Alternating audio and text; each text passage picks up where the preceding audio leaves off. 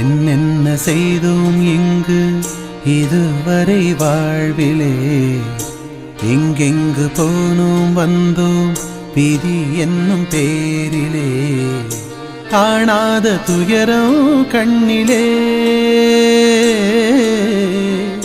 போயாத சலனம் நெஞ்சிலே. இறைவா, சில நேரம் எண்ணியதுண்டு, உன்னை தேடி வந்ததும் உண்டு, சன்னதியில் சலனம் வெல்லுமா இறைவா. அன்பான புன்னகை செய்வாய், அழகான பார்வையில் கொள்வாய், நீ என்பது நான் அல்லவா விடை சொல்கிறாய்.